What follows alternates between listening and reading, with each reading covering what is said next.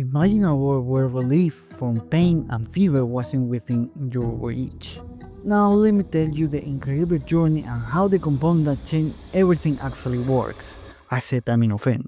A long time ago, during the industrial era of the 19th century, when smoking chimneys dominated the skyline and streets were filled with garbage and top hat, there was a dark, sticky substance called coal tar. This tar, a byproduct of the coal industry, was largely considered waste, something to be thrown away. But, as often happens in science, what seemed useless at first glance can hide remarkable secrets. Chemists became fascinated with this substance. By distilling it, they discovered a variety of compounds, one of which was aniline, mainly used to produce dyes. Now picture those chemists in wildlife coats and protecting goggles working in a laboratory full of test tubes and distillation equipment, experimenting mixed substances, searching for something more than just dyes. In 1877, a chemist named Harmon Norfolk Morse, driven by relentless curiosity, managed to synthesize a new substance, acetaminophen. But at the time, neither Morse nor anyone else realized the significance of what had been created. The compound was largely forgotten. Fast forward to the 1980s, physicians were actively searching for new ways to treat pain and fever. Medicine was far from what it is today, and treatment options were limited to say the least. Aspirin was already in use, but it has its downsides.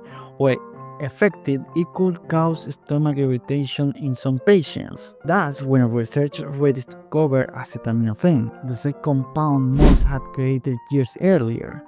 When they tested it, they found something remarkable. It had analgesic properties, it relieved pain, and it had antipyretic effects, it reduced fever. And importantly, it did so without the same gastrointestinal side effects as aspirin. It was like finding an oasis in the middle of the desert.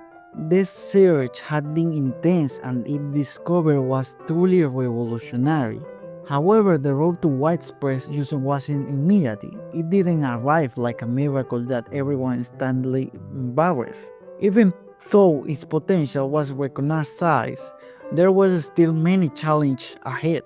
Decades passed, the world changed, wars came and went, technology advanced, and medicine evolved. It wasn't until the 50s, nearly a century after it discovered, that acetaminophen was finally recognized as a valuable medication. It was marketed as a safe pain reliever and fever reducer, and it quickly gained popularity. People began to really honor it for headaches, fevers, and minor aches. Pharmacies around the world stocked it on their shelves and became a household name.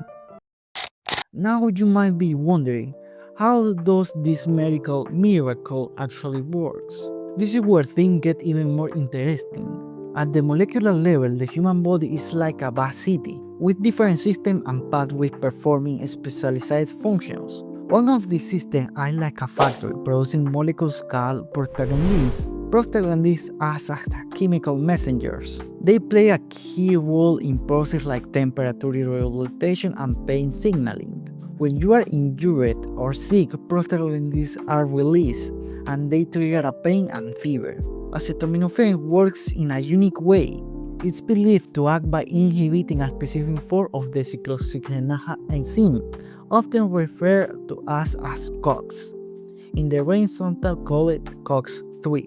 Think of COX as a machine inside that factory responsible for producing prostaglandins. By inhibiting this enzyme in the central nervous system, acetaminophen reduces prostaglandin production, leading to decreased pain and lower fever. Unlike drugs like ibuprofen, acetaminophen does not significantly act on prostaglandins in the rest of the body. Other NSAID inhibiting COX-1 and COX-2 enzymes throughout the body, which can lead to side effects like stomach irritation, ulcers, and even cardiovascular risk. Because acetaminophen acts mainly in the brain, it avoids many of these peripheral side effects, making it generally safer for the stomach. However, acetaminophen is not completely risk-free. When it's metabolized in the liver, a small portion is converted into a toxin compound called NAPQI. Normally, the body neutralizes the toxin using a substance called glutathione. But in this case of an overdose, glutathione stores become depleted, allowing NAPQI to accumulate and cause serious liver damage. This damage can be severe enough to lead to acute liver failure, a life-threatening condition. That's why it's critical not to excess the recommended dose and never to treat it like a harmless candy, especially when combined with other medications that are also processed by the liver. And so this is where our journeys come to the end.